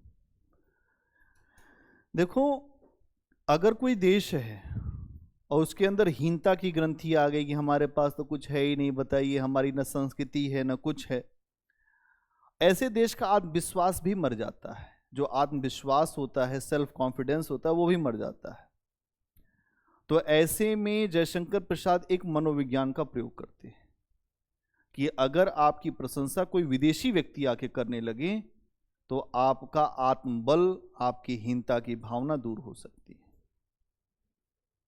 आपकी हीनता की भावना तब तक दूर नहीं होगी जब तक कोई विदेशी व्यक्ति आपकी संस्कृति को ना देखने लगे, अरे यार इनक्रेडिबल इंडिया, अद्भुत भारत, बताइए एक से एक ऋषि उत्तराखंड की पहाड़ियों में बैठे हुए हैं, क्या खाते हैं क्या पीते हैं, ऐसा है भारत।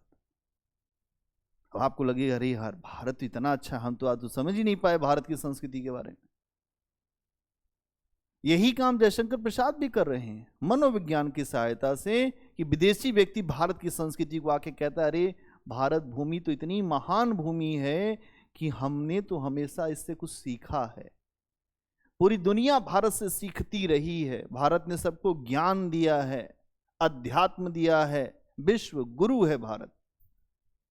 अब आ गया सबके दिमाग में यह भारत विश्व गुरु है। अब जैसे ये बात आई और हो गया। अभी देखिए जो बागेश्वर धाम भी यही चल रहे हैं, इसी पे विश्व गुरु बनाएंगे।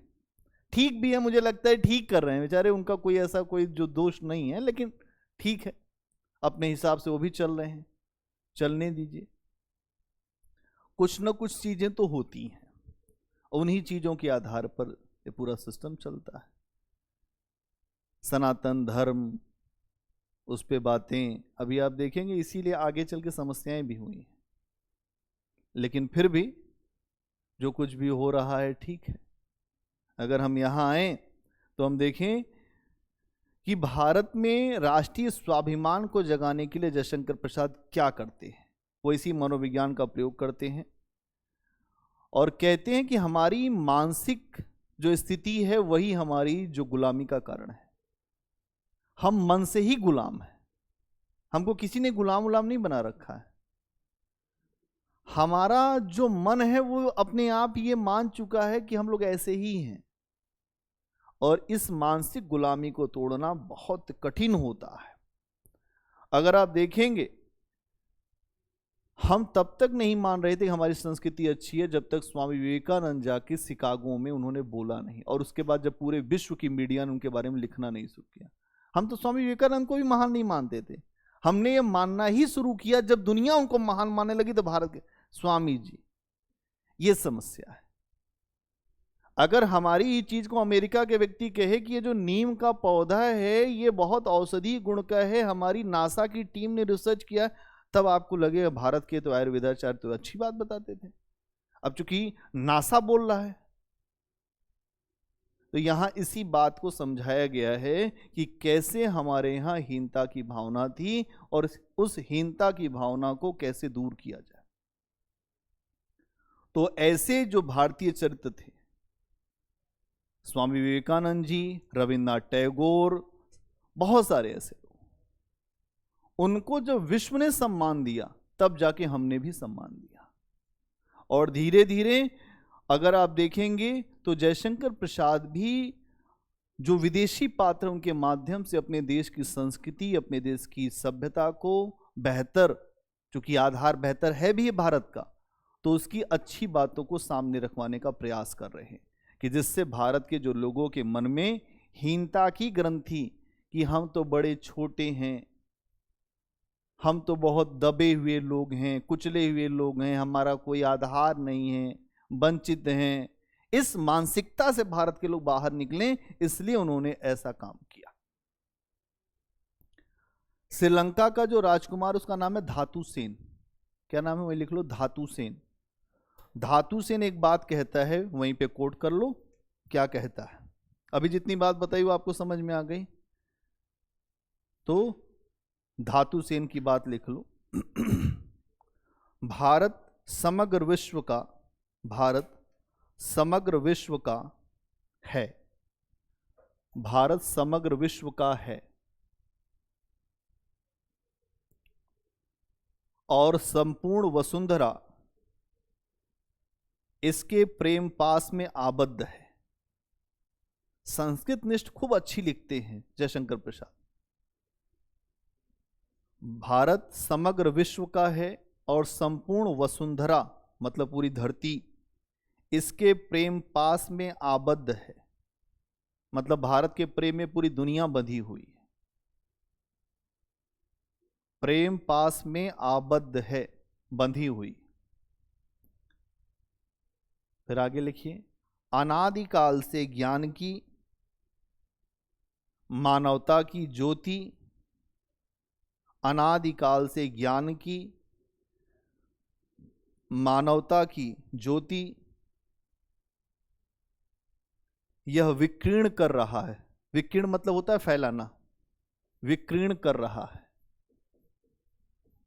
विकीर्ण कर रहा है मतलब ज्योति को फैला रहा है,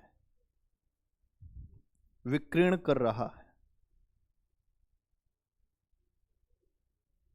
आगे लिखिए, वसुंधरा का हृदय भारत, वसुंधरा का हृदय भारत किस मूर्ख को प्यारा नहीं है। एक विदेशी व्यक्ति से करा दिया प्रशंसा, हो गया काम। किस मूर्ख को प्यारा नहीं। हृदय, भारत क्या है, हर्ट है, क्या है, हर्ट है धरती का, दिल। वसुंधरा का हृदय भारत किस मूर्ख को प्यारा नहीं।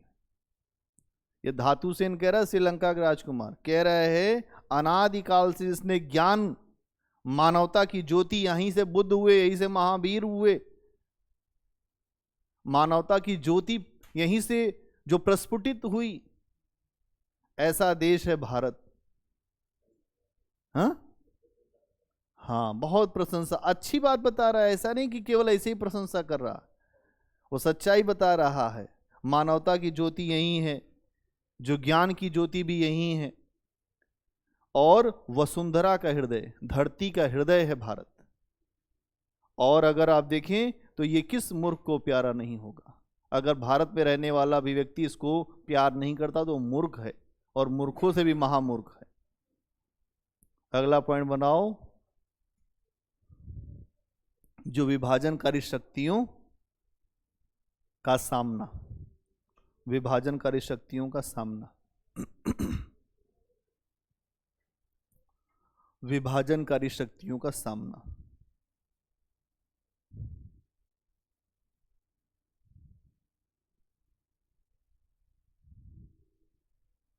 इसमें लिखिए,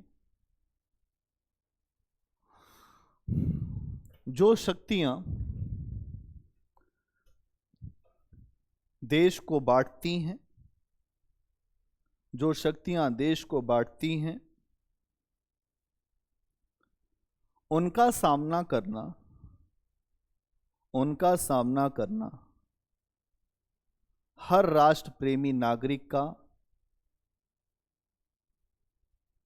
कर्तव्य है।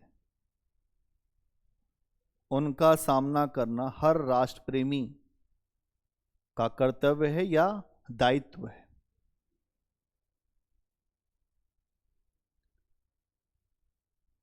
ये विभाजनकारी शक्तियां आज भी किसी न किसी रूप में भारत में हमें दिखाई देती हैं, किसी न किसी रूप में हमें दिखाई देती हैं। सांप्रदायिकता की समस्या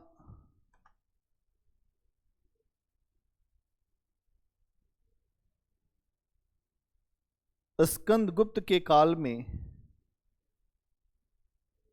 उस रूप में नहीं थी। सांप्रदायिकता की समस्या स्कंदगुप्त के काल में उस रूप में नहीं थी जैसी हमें 1928 के भारत में, जैसी हमें 1928 के भारत में दिखाई देती है।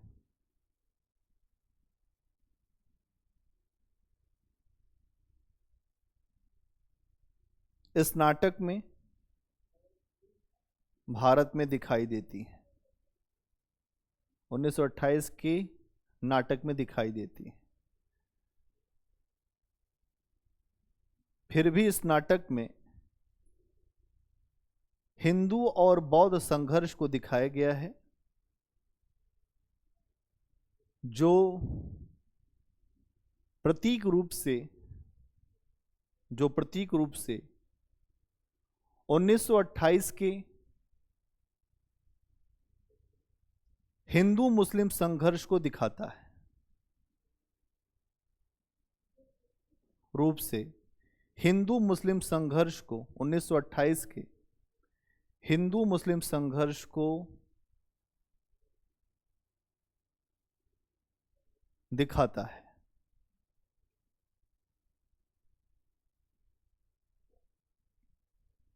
ठीक है, तो मैंने इसके पहले आपको ये बताया था कि धातु सेन यहां पर भी जो समस्याएं हैं हिंदुओं और जो बौद्धों के बीच में समाधान निकालने का प्रयास करता है। तो आपको धातु सेन को थोड़ा समझना पड़ेगा कि धातु सेन का एक एग्जाम्पल और लिखिए। हाँ, तो धातु सेन का भी एक एग्जाम्पल लिखिए पहले। प्रख्यात कीर्ति का तो है ही है, एक जो धातु सेन का भी है।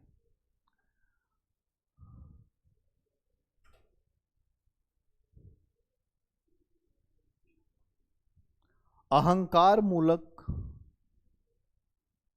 आत्मवाद का खंडन करके, अहंकार मूलक आत्मवाद का खंडन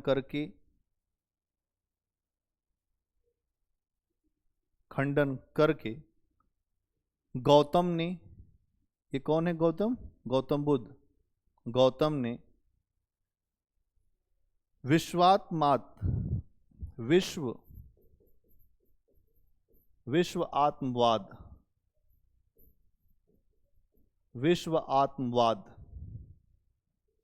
को नष्ट नहीं किया।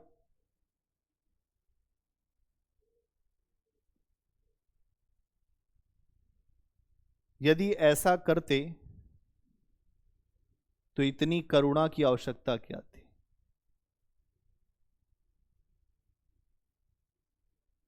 यदि ऐसा करते तो इतनी करुणा की आवश्यकता क्या थी?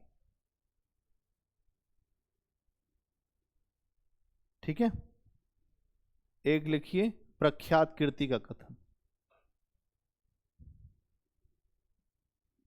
प्रख्यात कीर्ति।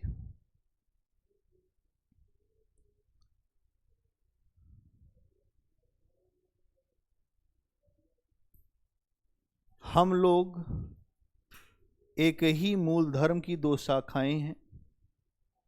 हम लोग एक ही मूल धर्म की दो शाखाएं हैं। हम लोग एक ही मूल धर्म की दो शाखाएं हैं। आओ हम दोनों के विचार के फूलों से, आओ हम दोनों विचार के फूलों से दुख दग्ध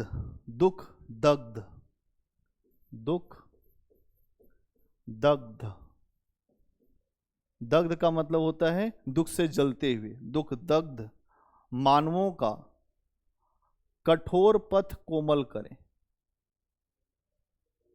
दुख दग्ध मानवों का कठोर पथ कोमल करें।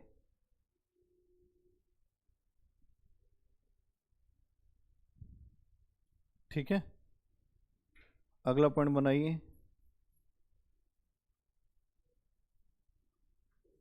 राष्ट्र विरोधियों के प्रति घृणा की भावना, या राष्ट्रद्रोही या राष्ट्र विरोधी, राष्ट्रद्रोहियों के प्रति घृणा की भावना।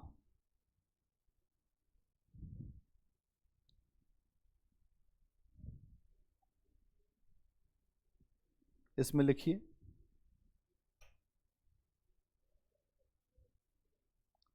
अगर आप एक बात थोड़ा समझ लो पहले, किसी भी राष्ट्र में अगर कोई भी राष्ट्र बनेगा तो अगर ऐसे लोग रहेंगे राष्ट्र में जो अपने ही राष्ट्र को कमजोर करने का प्रयास करें, अपने ही घर का भेद किसी को और जगह जाकर अभिव्यक्त कर दें, उनको बता दें, तो ऐसे लोगों के खिलाफ एक माहौल भी बनना चाहिए। अगर राष्ट्रीयता को आगे बढ़ाना है तो जो द्रोहियों के प्रति ऐसी भावना पैदा करनी पड़ेगी समाज में कि समाज उनसे जो घृणा करने लगे। और इस नाटक में अगर तुम देखोगे स्कंदगुप्त में, तो दो तरीके के पात्र हैं। एक ऐसे पात्र हैं जो इस देश के लिए सब कुछ, खुद भी मरने को तैयार है, मरने और मारने को तैयार है, और एक ऐसे पात्र हैं जो देश को तोड़ सकते हैं किसी भी कीमत पर, जैसे भट्टार्क ने बांध ही तोड़ दिया कि तुम बहो मरो चाहे जो हो जाए, हमसे मतलब नहीं। पहले प्रकार के जो चरित्र आपको दिखाई देंगे स्कंदगुप्त में, बहुत उदात्त हैं, बड़े धैर्यशाली, शक्तिशाली, और सब कुछ छोड़ सकने की उनमें क्षमता दिखाई देगी। जिसमें जो बंधु वर्मा है, भीम वर्मा है, देवसेना है, पर्णदत्त हैं, स्कंदगुप्त तो हैं ही मान लो। और दूसरे तरह के पात्रों में कौन है? एक तो प्रपंच जो बुद्धि है, ठीक है, भट्टार्क है, अनंत देवी हैं, पुरगुप्त उनके पुत्र, ये सब हैं। तो यहां पर यह दिखाया गया इस नाटक में कि जो राष्ट्र विरोधी लोग हैं, जो राष्ट्र के खिलाफ माहौल बनाते हैं, ऐसे लोगों के खिलाफ हमें ऐसी भावना रखनी चाहिए कि उनको समझ में आ जाए कि नहीं, कि राष्ट्र का विरोध क्यों उन्होंने किया। वितृष्णा का भाव, उनके खिलाफ ऐसा भावना रखी जाए कि वो उनको समझ में आए कि उनने बहुत बड़ा अपराध कर दिया। भट्टार्क जो व्यक्ति, उसकी मां का नाम है कमला। कमला अपने पुत्र को इतना धिक्कारती है कि एक मैं स्टेटमेंट पढ़ता हूं तो आपको समझ में आएगा। कहती है कमला कि तुझे पुत्र कहने में मुझे संकोच हो रहा कि तुम मेरे पुत्र हो। लज्जा से मैं गड़ी जा रही हूं, कहां मुंह दिखाऊंगी। लज्जा से एकदम मुझे कुछ भी समझ में नहीं आ रहा है, लज्जा से गड़ी जा रही हूं। जिस जननी की संतान, जिसका अभागा पुत्र ऐसा देशद्रोही हो, उसको क्या मुंह दिखाना चाहिए मुझे? मेरा पुत्र देशद्रोही, और क्या मैं उसे अपना मुंह दिखाऊं? तो नहीं, ये संभव नहीं है। मां तो मां है ना। भट्टार्क ने अपराध तो कर दिया, लेकिन मां मिलने को तैयार नहीं। यह है जो ऐसे लोग जो राष्ट्र विरोधी, उनके प्रति अपने लोग भी परित्याग कर दे। मां छोड़ दे, पत्नी छोड़ दे। अगर तुमको एक कहानी याद आ रही हो, प्रेमचंद की रानी सारंधा, याद आ रही है? रानी सारंधा में भी यही था कि उसका भाई, रानी सारंधा का भाई आ गया था, तो उसकी बहन ने कहा था कि तुम क्यों आ गए भैया रणभूमि छोड़कर।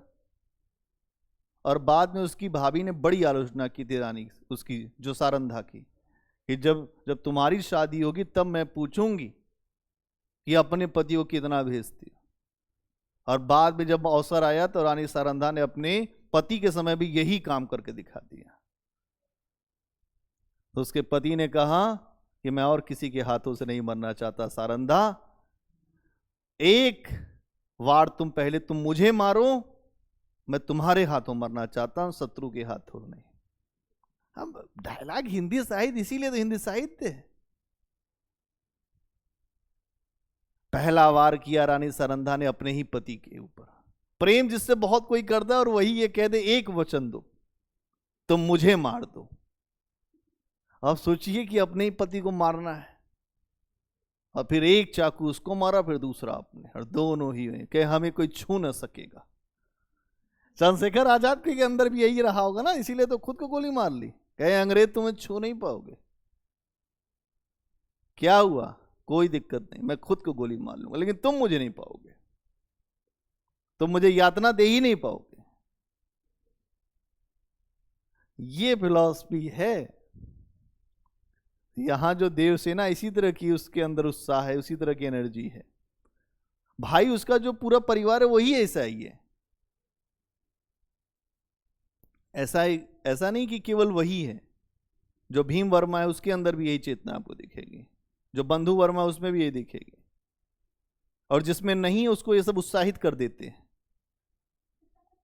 कि तुम भी ये दिखाओ। जैसे इनकी जो भाभी हैं उनको समझाना पड़ रहा है कि देखो आगे तो हमें त्याग करना ही पड़ेगा।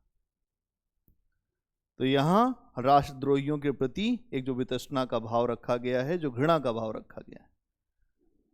एग्जाम्पल लिखना है कि कुछ लिखना है? चलो लिखो। राष्ट्रीय चेतना के लिए एक आवश्यक बात यह भी है कि देशद्रोहियों के प्रति, राष्ट्रीय चेतना के लिए एक आवश्यक बात यह भी है कि देशद्रोहियों के प्रति घृणा की भावना हो, देशद्रोहियों के प्रति घृणा की भावना हो। इस नाटक में हमें दो तरह के पात्र दिखाई देते हैं। इस नाटक में हमें दो तरह के पात्र दिखाई देते हैं।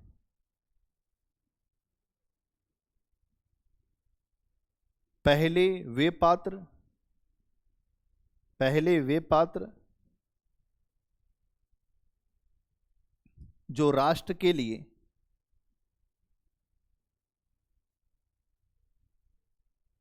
अपना सर्वस्व बलिदान करना चाहते हैं, जो राष्ट्र के लिए अपना सर्वस्व बलिदान करना चाहते हैं।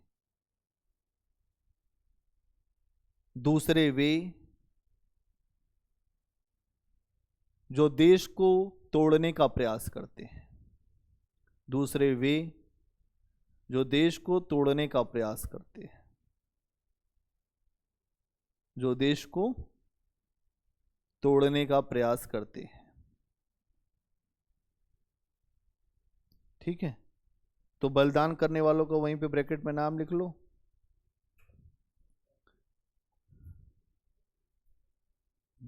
तो बंधु वर्मा, भीम वर्मा, पर्णदत्त, स्कंदगुप्त, देवसेना,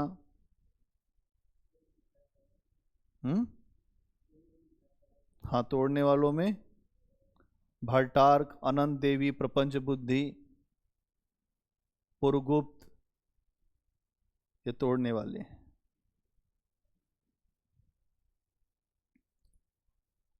उदाहरण लिख लीजिए। भट्टार्क की मां कमला कहती है भट्टार की मां कमला कहती है, क्या कहती है? लिखिए डबल इन्वर्टेड कॉमा में, मुझे तुझको पुत्र कहने में संकोच होता है। मुझे तुझको पुत्र कहने में संकोच होता है, लज्जा से गड़ी जा रही हूं, डैश डैश डैश। उसको क्या मुंह दिखाना चाहिए?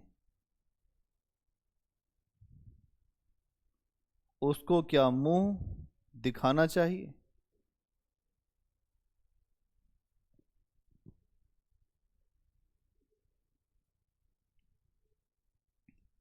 अगला पॉइंट, राष्ट्र के प्रति हीनता की भावना पर प्रहार। राष्ट्र के प्रति हीनता की भावना पर प्रहार।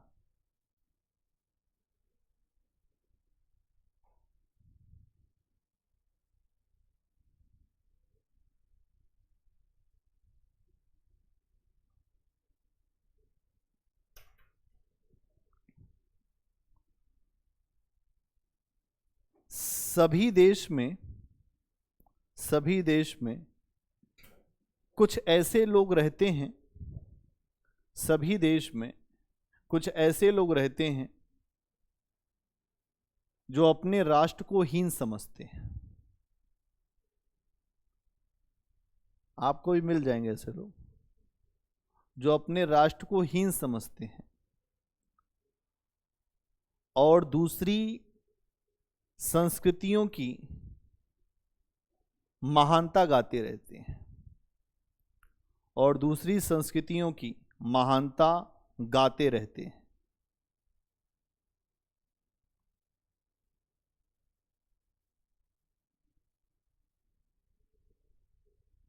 जयशंकर प्रसाद के समय में भी बुद्धिजीवियों पर इसका प्रभाव दिखाई देता है। जयशंकर प्रसाद के समय में भी बुद्धिजीवियों पर इसका प्रभाव दिखाई देता है।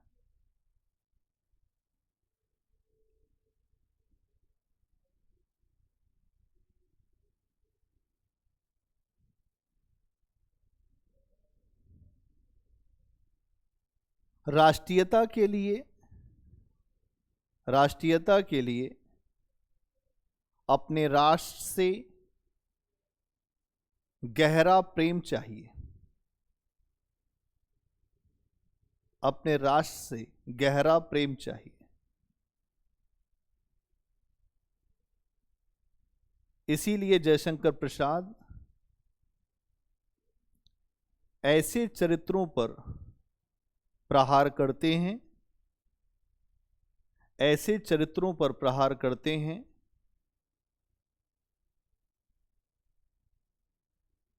जो उधार की संस्कृति के पीछे, जो उधार की संस्कृति के पीछे अपने राष्ट्र को भूल जाते हैं।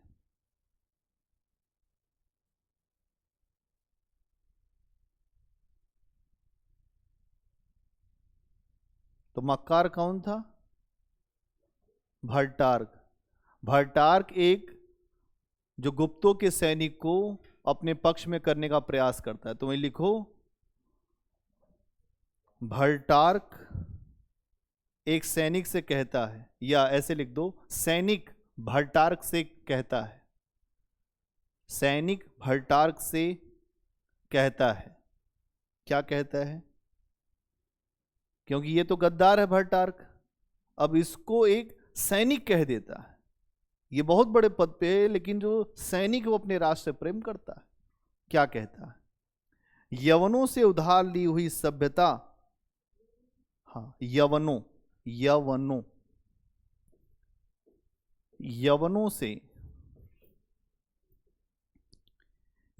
से उधार ली हुई सभ्यता, नाम की विलासता, नाम यवनों से उधार ली हुई सभ्यता, नाम की विलासिता के पीछे, नाम की विलासिता के पीछे आर्य जाति उसी तरफ पड़ी है, आर्य जाति उसी तरफ पड़ी है जैसे, बहुत अच्छा उदाहरण है, जैसे कुलवधू को छोड़कर, जैसे कुलवधू को छोड़कर कोई नागरिक वैश्या के चरणों में। देखिए लेख है जयशंकर प्रसाद है। जैसे कुलवधू को छोड़कर कोई नागरिक वैश्या के चरणों में। आगे लिखिए, देश में बर्बर हूणों की चढ़ाई, देश में बर्बर हूणों की चढ़ाई और तिस पर, और तिस पर भी, और तिस पर भी निर्लज्ज आमोद, तिस पर भी, तिस पर भी निर्लज्ज आमोद,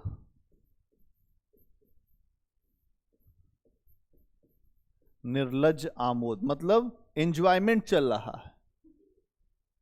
देश पर हूणों का आक्रमण खड़ा हो गया, इतने खतरनाक है कि केवल मारते ज्यादा हैं, और यहां पार्टी अभी चलने दो। रात के 12 बज गए कुलदीप, पार्टी अभी चलने दो। तो यहां पर पार्टी चल रही है, तो लेखक यहां पर इस बात को भी समझा रहे हैं।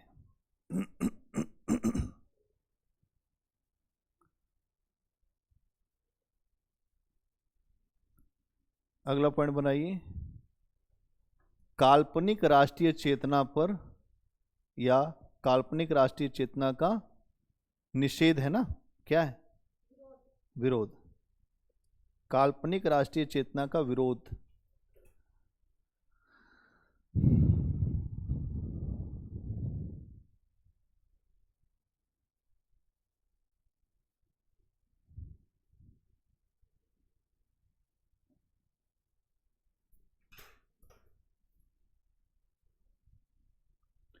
प्रसाद ने काल्पनिक राष्ट्रीय चेतना का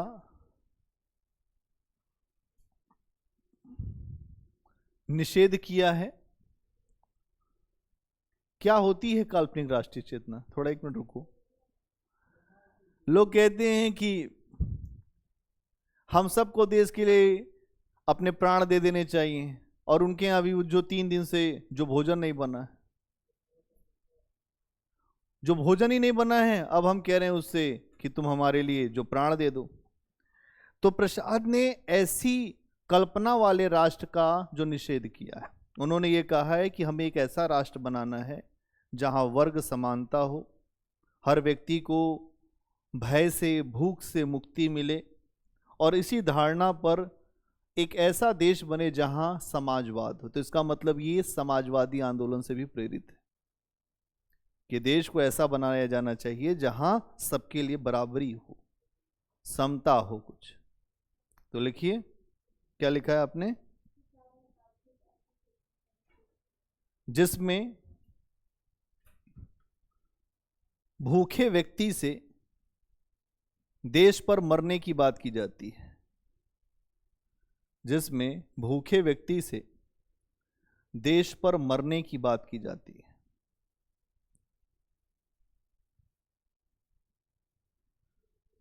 लेखक एक ऐसे देश की बात करते हैं, लेखक एक ऐसे देश की बात करते हैं जहां वर्ग समानता हो, जहां वर्ग समानता हो, प्रत्येक नागरिक को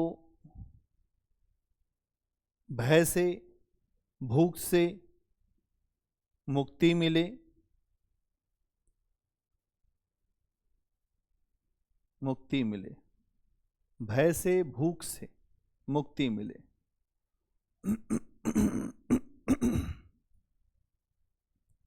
उदाहरण के लिए हम पर्णदत्त के कथन को देख सकते हैं। एक व्यक्ति है पर्णदत्त, उसका कथन है यहां उदाहरण।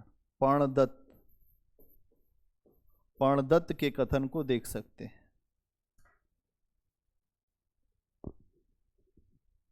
अन्न पर स्वत्व है भूखों का। अन्न पर किसका अधिकार है? भूखों का। अन्न पर स्वत्व है भूखों का। अन्न पर स्वत्व है भूखों का, लिखते जाइए। और धन पर स्वत्व है देशवासियों का। और धन पर स्वत्व है देशवासियों का।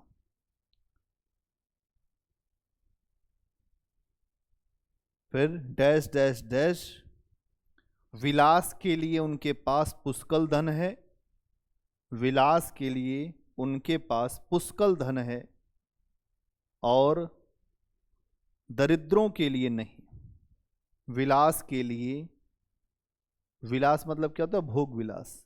विलास के लिए उनके पास पुष्कल मतलब बहुत सारा धन, पुष्कल धन है और दरिद्रों के लिए नहीं।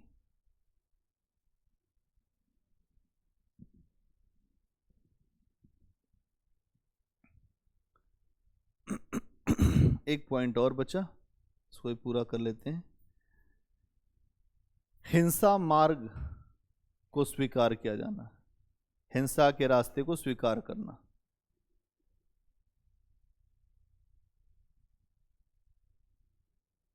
इसमें लिखिए, वर्ष 1928 तक आते आते गांधीवादी तरीकों से मोह भंग होने लगा था। वर्ष 1928 तक आते आते गांधीवादी तरीकों से मोह भंग होने लगा था। देश में मोह भंग होने लगा था। देश में क्रांतिकारी चरण का दूसरा दौर शुरू हो चुका था। देश में क्रांतिकारी चरण का दूसरा दौर शुरू हो चुका था।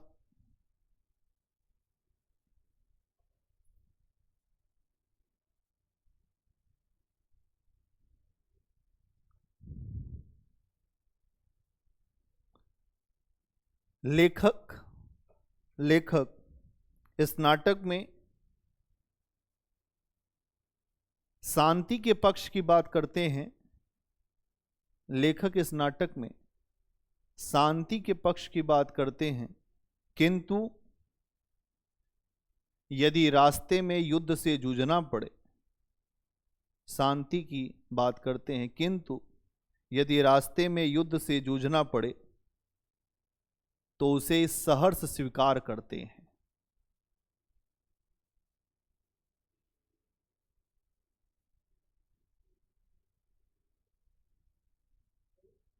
उसे सहर्ष स्वीकार करते हैं। उदाहरण के लिए गोविंद गुप्त का कथन देख सकते हैं। उदाहरण के लिए गोविंद गुप्त का कथन देख सकते हैं। गोविंद गुप्त का कथन देख सकते हैं। क्या कहता है गोविंद गुप्त? आज आर्य जाति का प्रत्येक बच्चा सैनिक है। आज आर्य जाति का प्रत्येक बच्चा सैनिक है, सैनिक छोड़कर और कुछ नहीं। आज आर्य जाति का प्रत्येक बच्चा सैनिक है, सैनिक छोड़कर और कुछ नहीं। सैनिक छोड़कर और कुछ नहीं है। ठीक है, एक और उदाहरण है, लिखना चाहो तो लिख लो, जयमाला का। कौन है जयमाला? देवसेना की भाभी तो है। हाँ, कौन है? हाँ, भीम वर्मा की भाभी है, जो बंधु वर्मा की पत्नी। क्या कहती है जयमाला? लिखिए, युद्ध क्या गान नहीं है? युद्ध क्या गान नहीं है? फिर डैश डैश डैश, प्रकृति का वह निरंतर संगीत है। युद्ध क्या गान नहीं है, डैश डैश डैश, प्रकृति का वह निरंतर संगीत है। मतलब हमेशा म्यूजिक चलता रहता है युद्ध में, प्रकृति का वह निरंतर संगीत है। मतलब युद्ध में भी जो जो नायिका हैं उनको भी ये महसूस हो रहा है युद्ध तो होना ही होना है, कुछ हो चाहे ना हो, युद्ध होके ही रहेगा। हाँ, तो ये है भैया आज का हमारा, जो आज हमने जो सोचा था हो गया।